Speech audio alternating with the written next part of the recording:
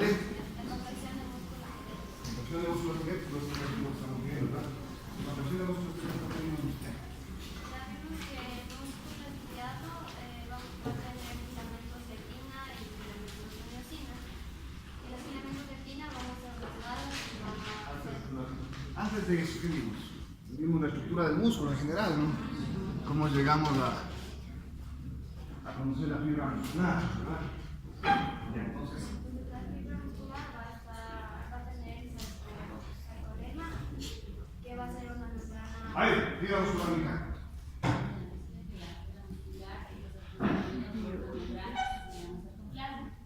No creo que la membrana... Y en la parte exterior vamos a encontrar fibras colágenas. Y la parte teníamos mitocondrias y ¿Y qué? No creo que porque eso constituiría una contracción permanente de todos los objetos, si hubiera, o si ese caso hubiera, pero la caída, ¿verdad? A ver, el sarcoplasma, ¿cuál es la característica de la célula muscular? El sarcoplasma está en el tejido intracelular y la hipotálamo del vesículo nasal. ¿Qué más? ¿Qué más es el sarcoplasma? ¿Ah? Ahí están las mitocondrias. Ya. Y en el interior de la fibra muscular, ¿qué más hay?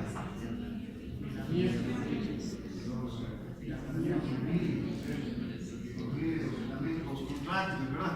Muy bien, ¿qué es un sarcómero, mija? Sarcómero es la unión de las dos líneas Z. No es la unión de los... Ok. El sarcómero entonces se constituye en una unidad funcional, ¿verdad?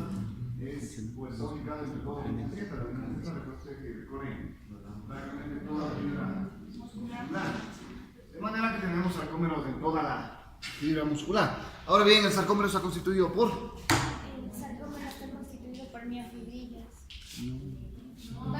Los filamentos, perdón, por los filamentos. Un Ya. filamento de tina, uno de miosina. La miosina está anclada por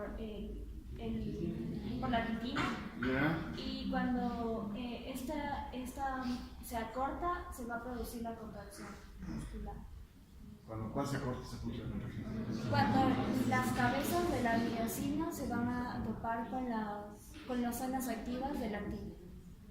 Eso lo vemos hoy. ¿Ok? Muy bien, ¿qué más vamos a hacer pasada? El mecanismo general de la contracción.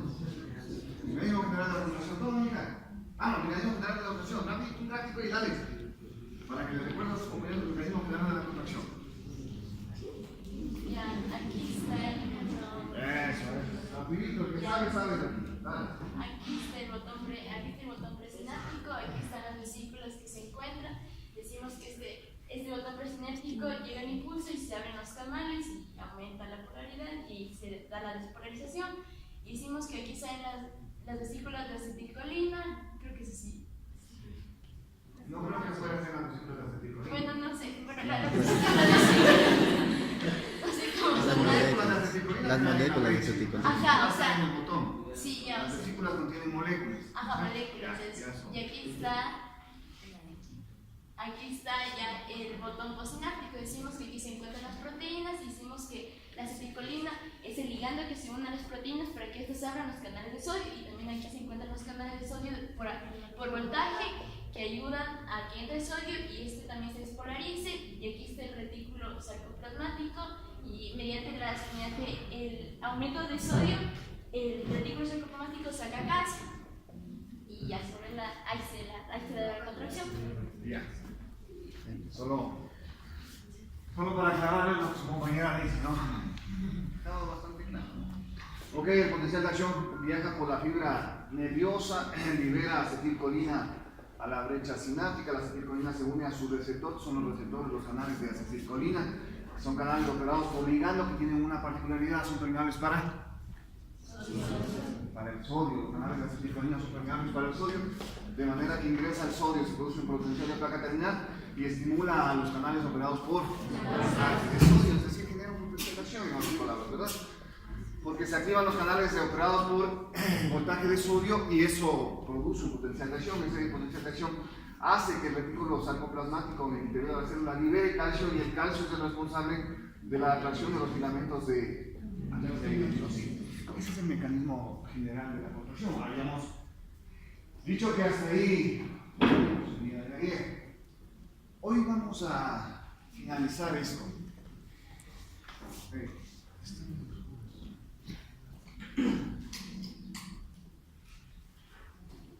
No hace mucha diferencia. Hoy vamos a ver entonces cómo este calcio actúa sobre los filamentos para producir contracción. Es decir, hoy vamos a conversar sobre los mecanismos moleculares de la contracción. El calcio, como ustedes pueden darse cuenta, hace que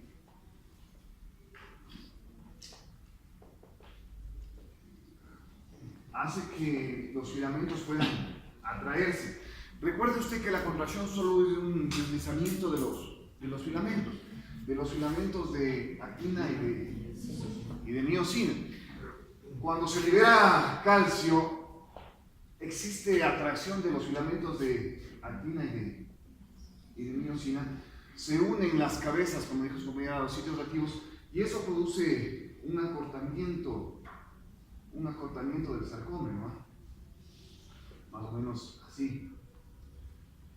De manera que note usted cómo aquí los filamentos de actina están separados y conforme el sarcómero se contrae, los extremos del filamento de actina se van uniendo. Es más, cuando la contracción aumenta en intensidad, no en eficacia, sino en intensidad, mire usted cómo prácticamente los extremos del filamento de actina se superponen uno con otro. Okay. Voy a aprovechar esta gráfica para de una vez comentar sobre la eficacia de la contracción, antes de comenzar a hablar del mecanismo molecular per se.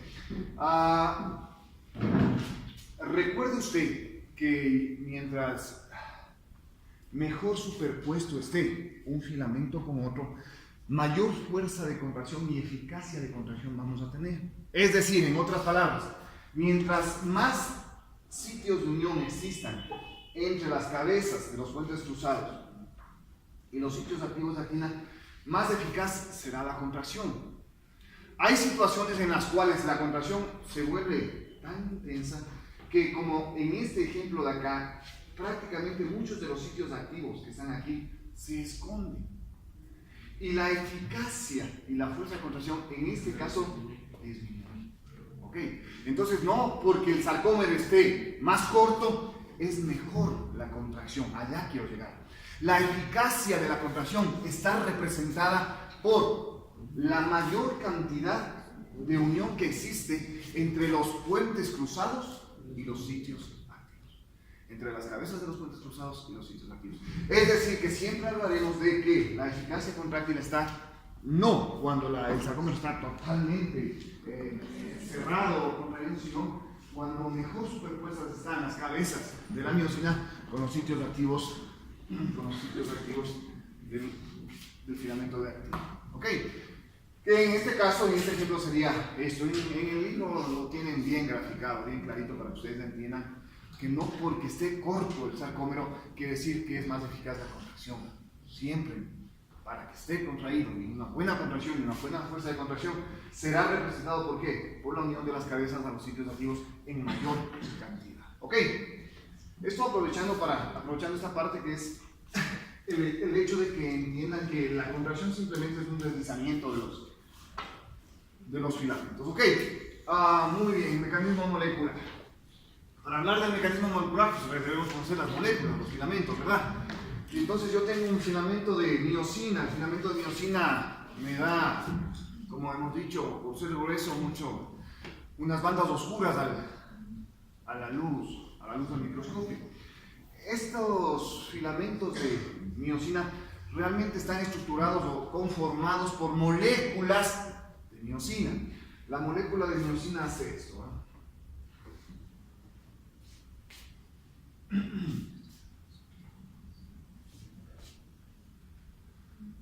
Las moléculas de miosina tienen 6 cadenas polimerísticas, cadenas proteicas. Dos cadenas pesadas que ustedes las pueden ver ahora en la pizarra, que se enrollan en una doble hélice y que en el extremo de la molécula se proyectan hacia sus extremos. ¿Ok? Entonces, así está conformadas las cadenas pesadas, las dos. En la prolongación, en la extensión hacia los lados que se produce en la molécula, nosotros tenemos las cuatro cadenas ligeras. Las cuatro cadenas ligeras, junto con estas prolongaciones de las cadenas pesadas, forman esta estructura que se conoce como la cabeza de la molécula de miosina. ¿Okay? Mientras que esta es la cola de la molécula. ¿Sí? Mientras que esta es la cola de la molécula. Esta es una molécula de miosina.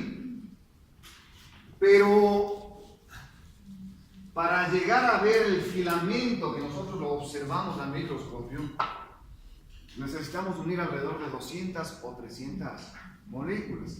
De manera que muchas de esas colas que nosotros estábamos viendo ahí de la molécula se unen formando realmente un filamento, alrededor de 200 moléculas para formar un filamento. El filamento de miosina, que no es más que la unión de todas esas moléculas que acabamos de ver, está estructurado de la siguiente manera. Tenemos que las colas, al unirse, forman lo que se conoce como el cuerpo del filamento. En una parte, el cuerpo del filamento se prolonga hacia los lados, formando lo que se conoce como el brazo del filamento de miosina. Y finalmente este brazo termina en otra estructura adicional que constituye la cabeza del filamento. ¿Okay? Esto no son más que las moléculas que nosotros vimos hace un momento. 200 moléculas, 250 moléculas forman un filamento de miosina. Ahora bien, ya hablando del filamento, por tanto, el filamento está estructurado por el cuerpo del filamento, el brazo y la cabeza. La unión del brazo y la cabeza, a esto se le conoce como los puentes cruzados. Esos son los puentes cruzados que nosotros vemos cuando analizamos el sarcómero, ¿verdad? Recuerden ustedes, tenemos los filamentos de actina y aquí tenemos los filamentos de miosina. En la primera clase, cuando analizamos el sarcómero, les había dicho que hay unas prolongaciones que se dan del filamento de miosina que corresponden a estas que son los puentes cruzados. ¿Ok? Note usted también que la disposición de las moléculas de miosina formando los filamentos siempre hace que las prolongaciones y los puentes cruzados vayan desde el centro hacia la periferia. Nunca hay puentes cruzados en el centro del filamento.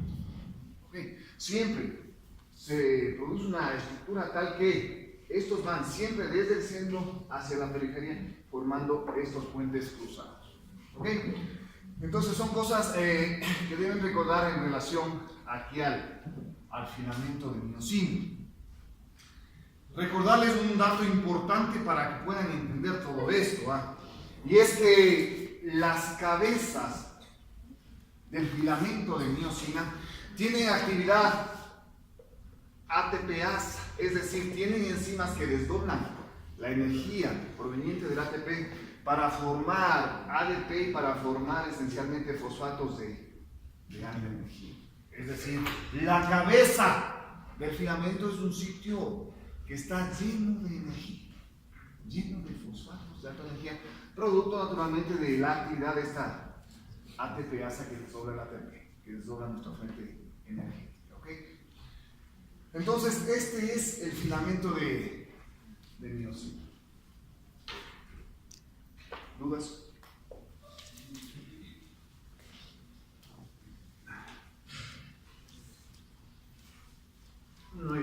darse vuelta de acá, ¿verdad? Ok, la actina tiene en cambio 3 moléculas diferentes que lo conforman. La una es una doble hélice, igual o parecidas a las de miosina, una doble hélice.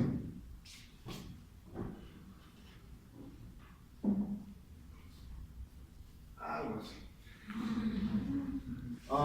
Que constituye la actina F, ¿no? La actina F es una doble cadena proteica larga, ¿no? Que se enrolla y que está formando parte de los filamentos de actina. Lo importante de la actina F es que en su trayecto tiene otra estructura más que constituye lo que se conoce como la actina G, que son complejos proteicos también, que están, esta actina G que están, digamos que esas bolitas son las moléculas de actina G que están ubicadas naturalmente en el recorrido de la actina F. ¿Okay? ¿Qué es lo interesante de esto? Es que en estos sitios en donde están ubicadas las actinas G, justo ahí, siempre tenemos moléculas de ADP. Aquí hay ADP, siempre. ADP. Es decir, que junto a la actina G nosotros tenemos ADP. Y entonces se ha visto que este ADP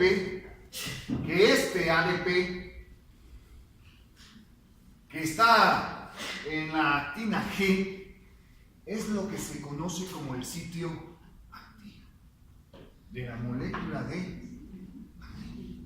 Es decir, que cuando nosotros hablamos de la unión de las cabezas, ustedes ya saben cuáles son. Con los sitios activos, ya saben a dónde nos estamos refiriendo, ¿no?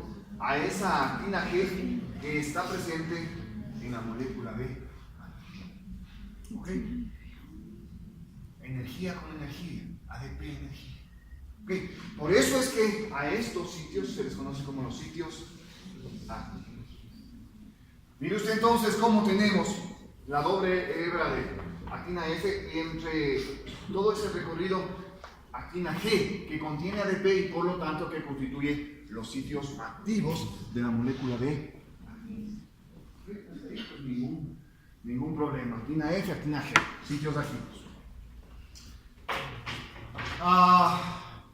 Experimentalmente, porque ya saben que los investigadores son lo máximo, son una pieza importantísima los investigadores en medicina. Los que hacemos práctica con pacientes nos servimos de lo que el investigador nos ayuda a descubrir. Es decir, las moléculas que nosotros usamos farmacológicamente en nuestros pacientes, relajantes musculares, bloqueantes de conducción, todo tiene que ver con lo que los investigadores hacen, ¿no? Entonces son un eslabón importante en los avances médicos. De repente los investigadores dijeron, pues, aislemos las moléculas, ¿no? Y aislaron y obtuvieron solo actina F más actina G. Y la pusieron en contacto con los filamentos están acá, con los filamentos de miosina, con sus puentes cruzados. Y unieron esto con las moléculas de miosina. Y se dieron cuenta que cuando hacían esta separación de las moléculas, aislando solo actina F y actina G, el músculo se contrae. Es decir, que cuando estas estructuras están libres, como están cuando se aísla la molécula, hay unión entre la cabeza y el sitio activo. ¿Okay? Se dieron cuenta de eso y se dieron cuenta también de que fisiológicamente nosotros no presentábamos una contracción mantenida porque en el filamento de actina hay otra estructura más, que es la tropomiosina. Y la tropomiosina hace lo siguiente, es interesantísimo, ¿no? La tropomiosina se enrolla en los surcos de la actina F, pero la tropomiosina se enrolla de tal manera, les voy a hacer esquemático, es decir, les voy a hacer para que ustedes entiendan el concepto de contracción. La tropomiosina se enrolla de tal manera que hace esto, ¿no?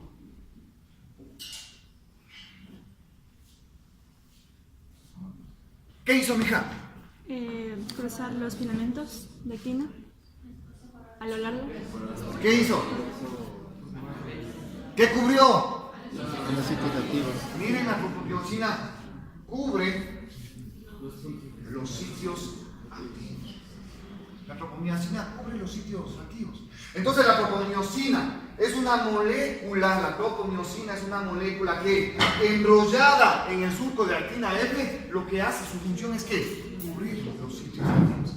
Y entonces los investigadores añadieron moléculas de tropomiosina a ese aislamiento de filamentos y se dieron cuenta que la contracción se detenía. ¿Ok? Se detenía. Dijeron entonces, la tropomiosina es un complejo inhibidor de la contracción. La tropomiosina es un complejo inhibidor de la contracción. Mientras la tropomiosina esté cubriendo los sitios activos, inhibe la contracción. Por tanto, el filamento de actina tiene actina F, actina G y tiene tropomiosina, que cubre los sitios activos. Y ¿con qué color les damos? Y unido a la tropomiosina encontramos otro complejo que forma parte del filamento de actina. Unido a la tropomiosina tenemos otro complejo que realmente es un complejo de 3 subunidades. Complejo de 3 subunidades. Un complejo de 3 subunidades. Un complejo de 3 subunidades. Que es la troponina. La troponina está unido a la tropomiosina realmente, muy relacionado a la tropomiosina. Y la troponina es un complejo de 3 subunidades, como les he dicho, que es la troponina I, la troponina C y la troponina T. Entonces yo tengo 3 troponinas que constituyen todo el complejo de troponina. La troponina I, que tiene afinidad por la actina, la troponina C, que tiene afinidad por el calcio, y la troponina T, que tiene afinidad por las moléculas de tropomiosina y que es la que realmente le engancha hacia la tropomiosina. ¿Ok? Ahora bien, señores estudiantes, este es el filamento de actina. Ustedes ven el filamento de actina. Por lo tanto, el filamento de actina está constituido por moléculas de actina F, adicionalmente a moléculas de actina G, por un complejo inhibitorio, así les llaman algunos fisiólogos. No sé si en Guyton se siga manteniendo el concepto de que el complejo troponina más tropomiosina es un complejo inhibitorio de la contracción. Pero tanto tropomiosina como troponina son parte estructural del filamento de actina. ¿Ok? Son parte estructural del filamento de actina. Al complejo troponina-tropomiosina se le conoce como el inhibidor de la contracción porque mientras el músculo está en reposo, la troponina y sobre todo la tropomiosina está cubriendo los sitios activos y evitando que exista contracción. Porque cubre los sitios activos y es imposible que la cabeza pueda unirse al sitio. Volvemos ahora sí, conociendo los filamentos, volvemos al mecanismo general, ¿no es cierto? Y el mecanismo general dice...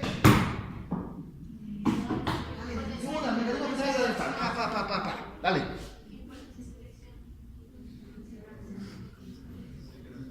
Y entonces el mecanismo general de la contracción dice...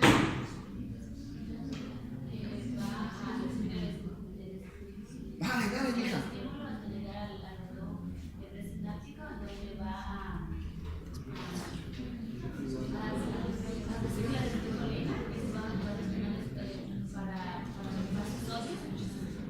de acetilcolina que permiten la difusión de sodio. Dale, ¿qué más? ¿Esto genera qué?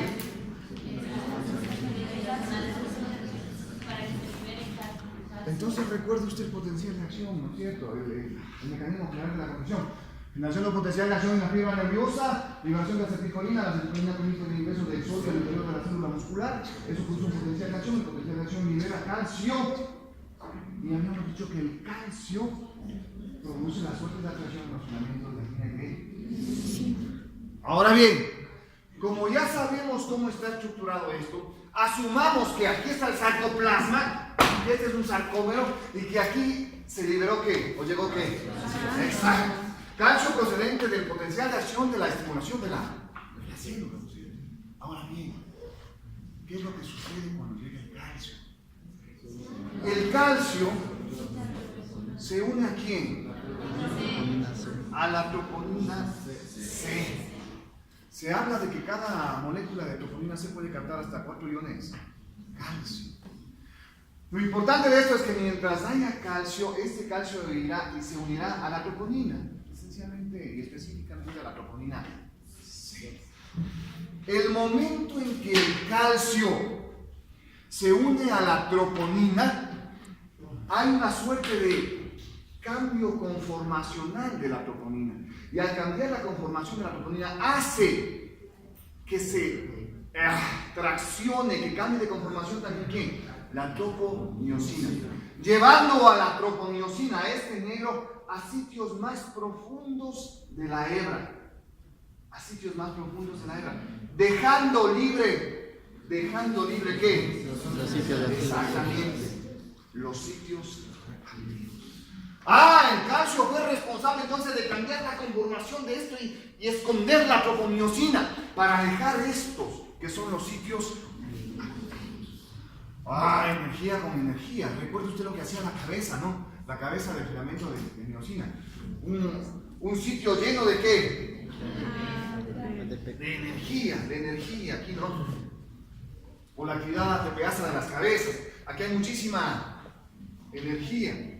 Si a más de eso liberamos el sitio activo de la molécula de actina, estamos haciendo una suerte de atracción de energía con energía. Y las cabezas se unen fuertemente a su sitio activo. Y la cabeza se une fuertemente al sitio activo. ¿Quién ha sido responsable de la cabeza se une al sitio activo, señorita? Él. Por eso la importancia del calcio y la porque permite, pues, naturalmente la atracción. Como lo decíamos en el mecanismo general, el calcio permite la atracción entre la miosina y la actina. Pero ahora sí entendemos, pues, ¿no es cierto? Ahora sí entendemos por qué se produce esa atracción. Se produce esa atracción porque el calcio lo que hace es cambiar la conformación de la molécula, haciendo que el complejo inhibitorio troponiosina libere a los sitios activos. Es decir, deje de cubrir el sitio activo. Cuando se libera el sitio activo, la cabeza se une al mismo e iniciamos la contracción. Es el inicio de la contracción. Recuerde usted que el filamento de miosina es como un brazo, ¿no? Es idéntico a un brazo. El filamento de miosina está aquí, en mi brazo. El cuerpo, el brazo y la cabeza. El cuerpo, el brazo y la cabeza. De manera que cuando el sitio activo se libera, la cabeza se une fuertemente al sitio activo. Y se produce una flexión. En ese momento, cuando se une, una flexión de la cabeza hacia el cuerpo. Es decir, de la cabeza hacia el cuerpo y hacia el brazo. ¿Sí? Y al hacer esto, ¿qué está haciendo? Está produciendo contracción. A eso se le conoce como golpe activo. Ese es el golpe activo. El golpe activo, por tanto, simplemente es el hecho de que cuando se unen las cabezas con los sitios activos, se produce una flexión de la cabeza, sería así, de la cabeza hacia el cuerpo. De manera que va, al hacer eso, acortando el saco y produciendo, por lo tanto, ¿ok? A eso se conoce como golpe de fuerza. Ese es el golpe de fuerza. Cada cabeza actúa de manera aislada del resto, de manera que viene la cabeza, hace esto, vuelve a estar perpendicular, vuelve a unirse a otro sitio activo y hace esto. Mientras siga habiendo calcio, los sitios activos están libres. Y entonces nosotros seguimos haciendo esto, ¿no? Seguimos ¿qué? Contrayendo, seguimos acortando, seguimos dando golpes de fuerza, como una cremallera que se va cerrando. Este mecanismo de contracción se conoce como la teoría de la cremallera. Por eso, ¿de qué? Las cabezas se unen a los sitios activos y van cerrando, van contrayendo. Golpe de fuerza, acortamos los escombros, se libera nuevamente y seguimos contrayendo mientras siga existiendo calcio en el interior de la. Okay. Luego ustedes ya saben, ¿no? El calcio sale del sarcoplasma y pues sin calcio ya la suerte esta de cambio de conformación ya no existe y por lo tanto los sitios activos vuelven a cubrirse. Si el sitio activo se cubre, deja de haber contracción. ¿Ok? Señores, eso es el golpe de fuerza y la teoría de la cremallera de la contracción. ¿Ok? Pero todo esto tiene que ver con energía. Absolutamente todo tiene que ver con energía. Además de la difusión iónica que ya vimos que es necesaria para liberar los sitios activos, recuerde usted que el ADP que está aquí es energía. Y recuerde acá que yo tengo ADP y fosfatos de alta energía que constituyen energía también. Entonces es una suerte de atracción energética la contracción. Ok. Recuerde que la cabeza tiene actividad ATPase, de manera que capta ATP y inmediatamente lo desdobla en energía que puede ser utilizada. Fosfatos de alta energía. Ahora bien, el golpe de fuerza, el hecho de que nosotros podamos llevar a la cabeza hacia el brazo y hacia el cuerpo, el golpe de fuerza no es más que la liberación de toda esta energía que nosotros tenemos almacenada aquí. Lo llama Guyton el muelle de energía comprimida. Es decir, tenemos tanta energía almacenada aquí que cuando se une a su sitio activo, inmediatamente esa energía se libera y nos produce el golpe de fuerza. Gracias a esta energía.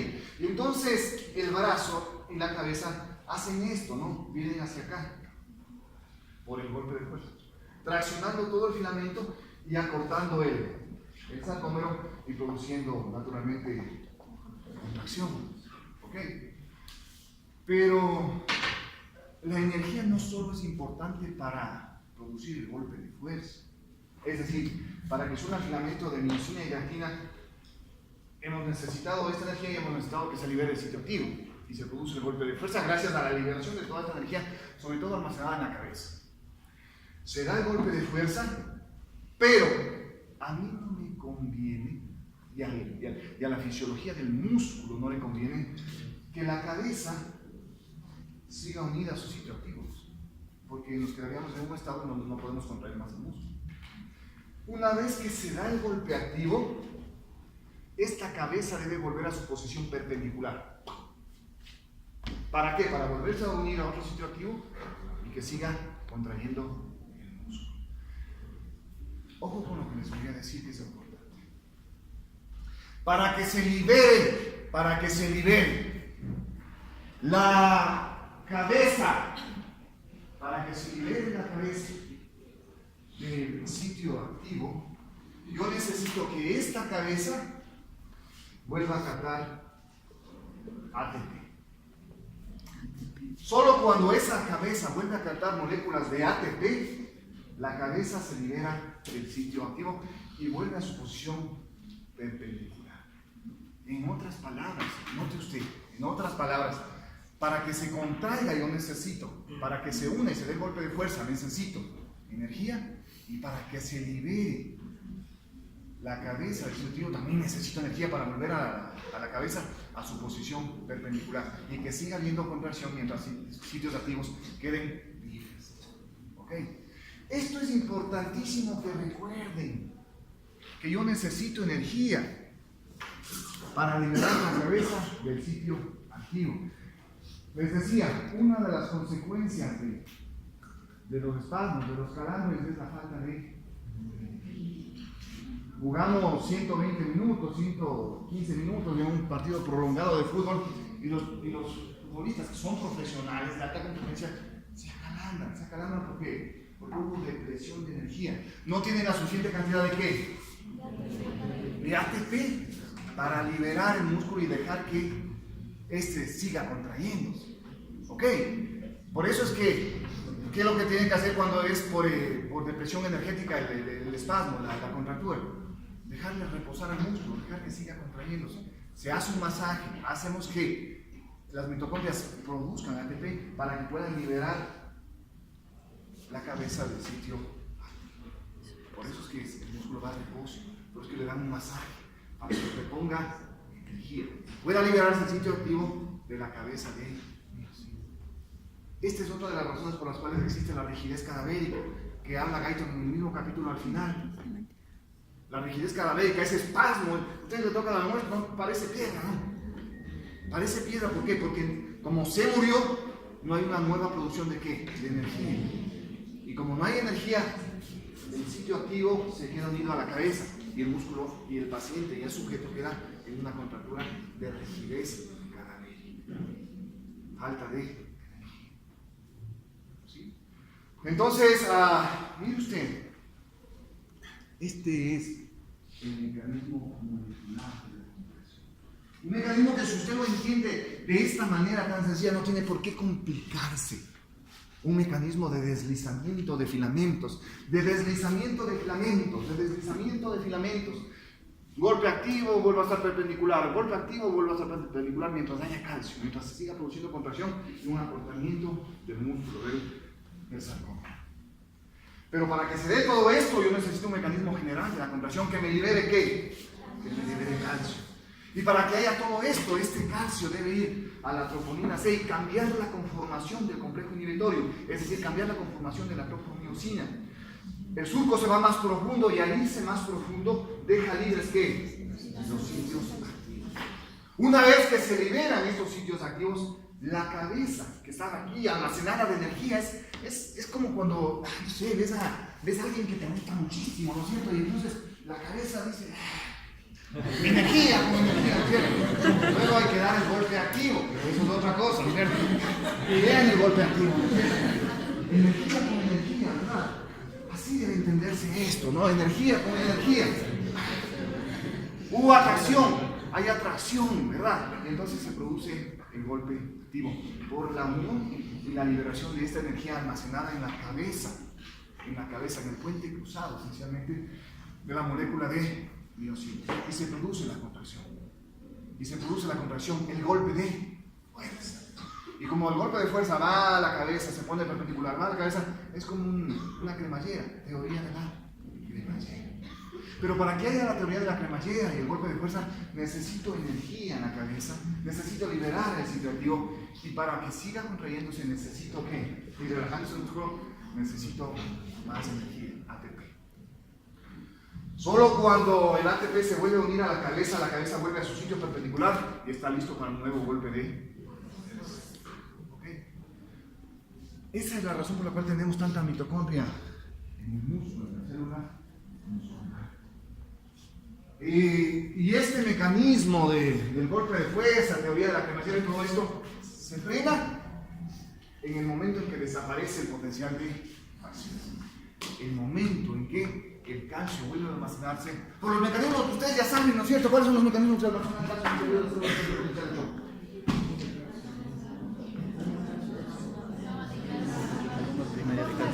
Claro, entonces las bombas primarias de calcio del retículo vuelven a almacenarlo, el contratransportador que está en la membrana celular saca el calcio del interior de la célula y dejamos sin calcio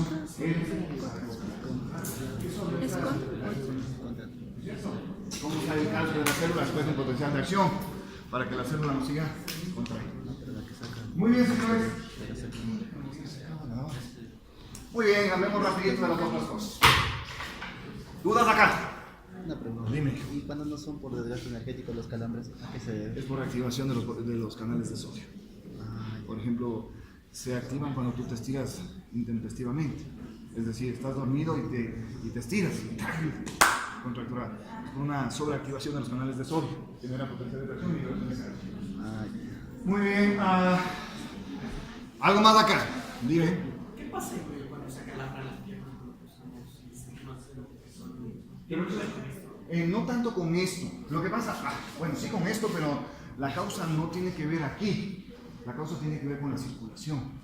Para que todos estos procesos se den y para que tú formes energía necesitas oxígeno, necesariamente. Si tú dejas de llevar circulación a un tejido, a un órgano, a una pierna, dejas de tener oxígeno. Y entonces todos estos mecanismos se alteran porque no produces energía. Y claro, entonces tú sientes acalambramiento, sientes hormigueo y todas esas sensaciones que son una alteración por falta de oxígeno. ¿Cuáles contracturas? Bueno, las contracturas que hacen deporte excesivo tienen que ver con una depresión de energía, que es la que acabamos de mencionar. Hay situaciones en las cuales uno calienta bien, ¿no es cierto? El músculo no tiene flujo de sangre suficiente. Y si tú vas y haces el ejercicio sin haber calentado, no tiene el músculo la cantidad de sangre y nutrientes necesarios para producir energía. ¿Okay? Por eso es un calentamiento necesario antes de realizar un ejercicio que vaya a demandar mucho gasto de energía, sobre todo. Cuando se estira y cambia más, a pesar de que haya calentado bien. Pero bueno, ese es un desgano. Se rompe la fibra molecular, no tiene que ver con este mecanismo molecular, sino con el mecanismo macro, ¿no? O sea, te estiras porque igualmente no calentaste, ¿no? O sea, a la fibra hay que elongarla, es decir, estirarle antes del calentamiento. 10 minutos antes del calentamiento. Lo que pasa es que en medicina, y el estudiante de medicina y el médico hacen lo mismo. Como no tiene tiempo, llega 5 minutos atrasado el partido, entra solo cambiando el traje, ¿no? Sí. Pues los músculos fríos, al primer El desgarro macro no tiene nada que ver, o sea, no interfiere en la estructura. O sea, claro, te rompe las fibras, ¿no es cierto? Te rompe las fibras.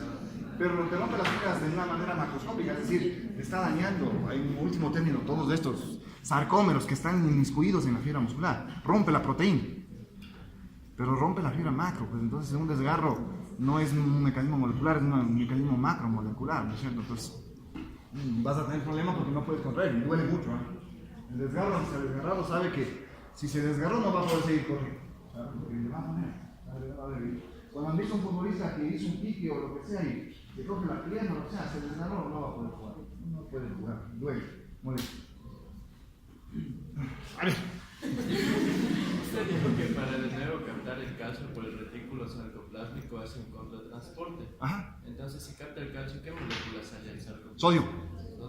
Sodio sale del sarcoplasma. Sodio sale afuera de sodio ingresa a la célula. Sodio ingresa a la célula. Pero ¿cuál es el hecho? De que tenemos bombas de sodio y potasio. Y las bombas de sodio y potasio son los que nos restablecen todo a la normalidad.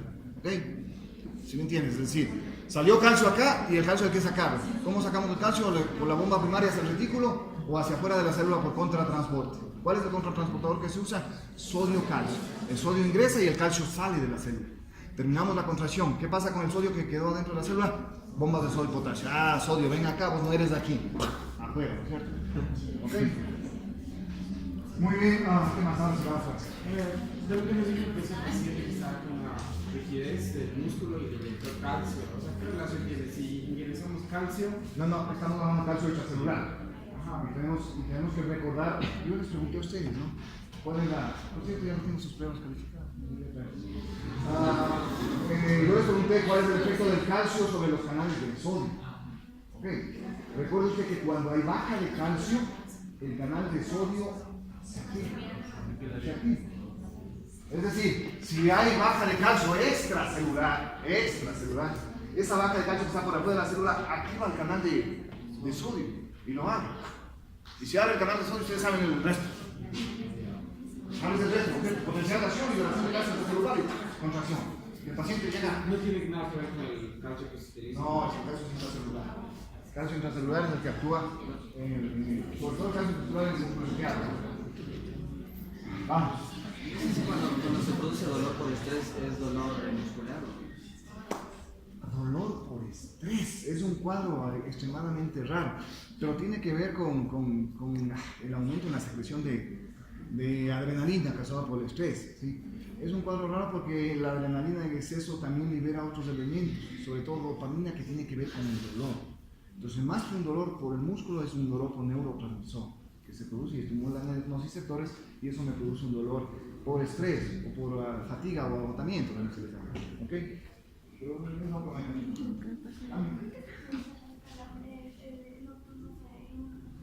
eso me explicaba justo a su compañero que me preguntó lo mismo, ¿no? Cuando nosotros estamos dormidos y de repente nos estiramos, ¿qué pasa? Nos estiramos. Es porque al estirarse hay una suerte de tracción muscular, y con la tracción muscular parece que hay algún tipo de activación de los canales de sodio. ¿Sí? Entonces, por alguna razón, cuando un músculo está en reposo y de repente lo contraes o lo activas, esa apertura excesiva de los canales de sodio puede llevarnos a un estado espástico por liberación de calcio. No tiene que ver con eso, con una activación de canales de sodio.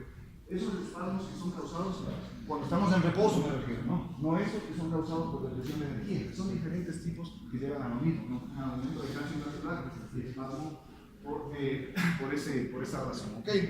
Pero tiene que ver con eso, ¿no? Por eso hay que despertarse suave, suave. Conforme pasan los años, todo hay que hacer más suave. Ya no me lo olvido. Ok, una duda. Los calambres se dan por pérdida de electrolitos también, y eso tiene que ver con este mecanismo. Bueno, eso tiene que ver con el potasio, sobre todo, ¿no? Sí, con el potasio, sí. Recuerden ustedes lo importante del potasio en el mecanismo de la generación del potencial de acción, y sobre todo para inhibir el potencial de acción. Si no tienes potasio suficiente, no inhibes el potencial de acción y por lo tanto sigues en estado de excitación y sigues contrayendo, ¿ok? Por eso es que es importante ingerir una banana mientras está haciendo excesivo ejercicio, ¿no? Para evitar también problemas de calambre. ¿Ok? Dime. Con esto de Estados Unidos también no sé si tenga relación, pero hay calambres que son como unos dolores feísimos en la planta del pie. Son, no sé.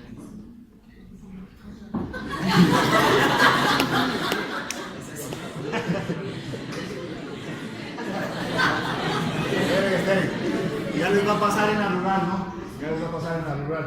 Va la viejita, no sé, la viejita dice, no, todo verá, me queman las plantas de las manos, me quema la espalda, me quema las plantas de los pies, encima no veo bien, no, me duele este dedo. ¿Qué nomás tendrá esta viejita?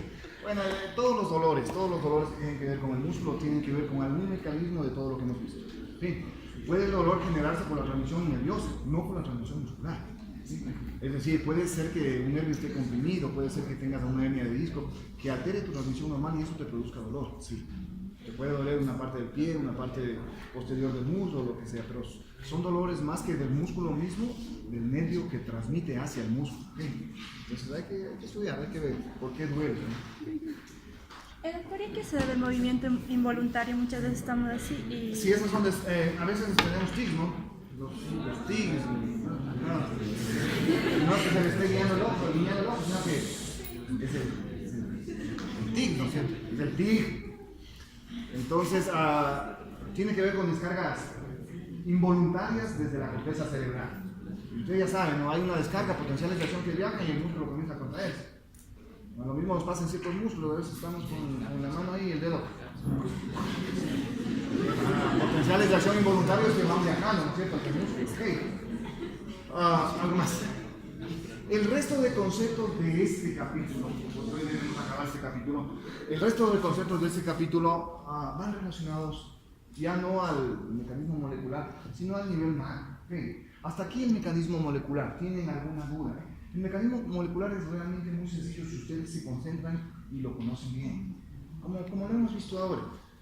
Vayan, lean, profundicen, van a poder entender muy fácil. Ok. Ahora bien, lo macro que viene después en el capítulo tiene que ver con cómo se contrae el músculo. Es decir, hay músculos que se contraen, pero no se acortan. ¿Sí? Es decir, a ese tipo de contracción se conoce como la contracción isométrica. Es decir, el músculo se pone duro, se contrae, pero no se acorta. Eso se llama contracción isométrica. Y el resto de músculos, que son la mayoría, se contraen y se acortan. Esas son las contracciones isotónicas. ¿Okay? Yo, en el músculo puedo tener contracción isotónica o contracción isométrica. La isotónica es la que acorta el músculo y la isométrica es la que mantiene, a pesar de la contracción, el mismo tamaño del músculo. ¿Okay? Ahí los músculos de la cara, los macheteros, por ejemplo, tienden a tener una contracción isométrica. Siente el músculo duro, pero no se acorta. Muchos músculos del ojo también tienden a hacer este mismo tipo de mecanismo, es decir, se contraen pero no se acortan de manera excesiva, son contracciones isométricas. A veces se acortan, ¿no es cierto? Yo así dice, se acortan, ¿no? A veces cuando ya no hacemos ejercicio se acortan las manos. Entonces esas son contracciones isotónicas, ¿ok? Luego, no se olvide lo que es la unidad motora, ¿sí? La unidad motora es un nervio puede inervar varios músculos, ¿no? Porque un nervio puede tener ramas para varias fibras musculares. Todas las fibras musculares que están inervadas por un solo nervio, todo eso se constituye en una unidad. ¿Okay? Entonces, esas son las unidades motoras cuando hablamos de unidad motora. La inervación que da un nervio a varias fibras musculares o a una sola, pero normalmente un nervio da inervación a varias fibras musculares. Por eso se constituye, por lo tanto, una unidad motora. Por eso es que viaja el potencial de acción y no activa solo un músculo o una fibra muscular como el músculo, sino algunas fibras musculares, produciendo la contracción al mismo tiempo. Ok, esa es la unidad motora. ¿Qué más? En el músculo hay fibras rápidas y hay fibras lentas, es decir, fibras de contracción rápida y fibras de contracción lenta, ¿no? Las fibras de contracción lenta se caracterizan porque, bueno, tienen mioglobina, las células son mucho más pequeñas, tienen gran cantidad de mitocondrias. A diferencia de las fibras rápidas son fibras musculares que tienen un gran tamaño, y las fibras rápidas de contracción se caracterizan por una cosa: las fibras rápidas tienen muchísimos retículos acomodatados. Es decir, muchos en gran cantidad y en gran tamaño. Como son fibras rápidas, necesitan gran cantidad de ¿qué? Exacto, de calcio para la contracción. Eso es lo que caracteriza a las fibras rápidas de contracción. ¿Ok? No se olviden eso tampoco. ¿Vieron cómo el resto de conceptos son complicados para ustedes? En la parte final del capítulo, habla del remodelamiento del músculo. Es decir, un músculo puede tener maneras de remodelarse. En otras palabras, hacerse más grande o hacerse más chico. Okay. Si nosotros vamos al gimnasio unos 3-4 meses, ya comenzamos a ver un poco de remodelamiento del músculo. 4 meses, a las 6 de la mañana, para que por las justas medio minuto aumento. En ese momento, ese aumento en el número de las miofibrillas, si aumenta el número de miofibrillas por el músculo, aumenta el tamaño de la fibra muscular, más no el número de la fibra muscular. Ese aumento en el tamaño de la fibra muscular se conoce como hipertrofia muscular. Esa es la hipertrofia muscular. El clásico ejemplo de cuando hacemos ejercicio, ¿no es cierto? Queremos hacer abdominales de las cosas, ¿no es cierto? 2 semanas, porque ya después se rompieron nada más, ¿no es cierto? Hay que como para la ropa, porque ya nadie hace después de las 2 semanas de mover el día. ¿Qué pasa? Hay que todas las máquinas para hacer ejercicio, hay que como ropero. Bueno, y entonces hacemos las 2 o 3 semanas de abdominales y el músculo abdominal realmente se desinfla, no sé. Estamos causando hipertrofia muscular. La hipertrofia muscular es un aumento en el tamaño de la fibra muscular, que es diferente a lo que se conoce como la hiperplasia muscular. La hiperplasia no es buena, ¿no es cierto? La hiperplasia tiene que ver con tumores. ¿Okay? En la hiperplasia lo que aumenta no son las miofibrillas ni el tamaño de la fibra, lo que aumenta son las fibras musculares, patológicamente, ¿no? Entonces, por eso es que la hiperplasia es un estado precanceroso en muchas situaciones. ¿Okay? Hablamos de hiperplasia, hay un crecimiento de células, no es bueno, ¿cierto? Lo mismo pasa en el músculo, puede haber en la hiperplasia muscular producto de alguna alteración que tiene que ver con algún tipo de neoplasia. ¿Ok? Entonces, esa es la diferencia entre hipertrofia e hiperplasia.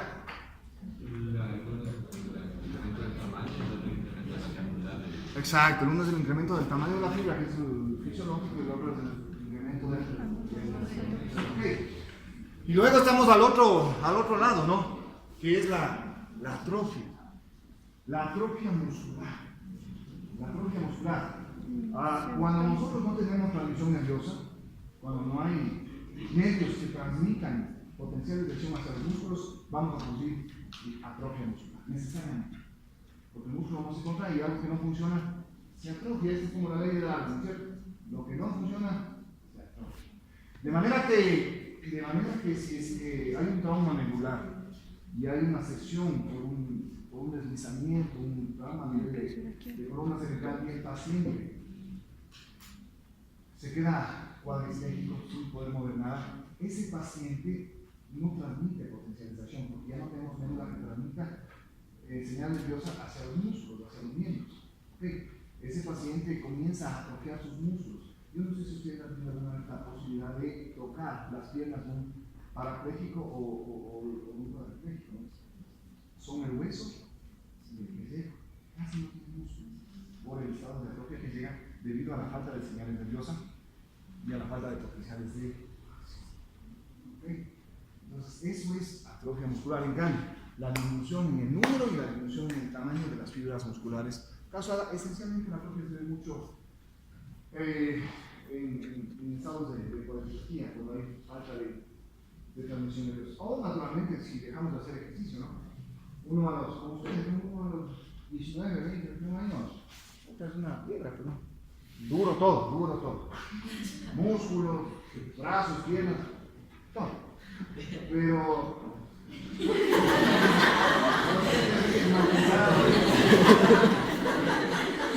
compañera de gasolina, todo. No, si ustedes son mal pensados, me refiero a los músculos, ¿cierto?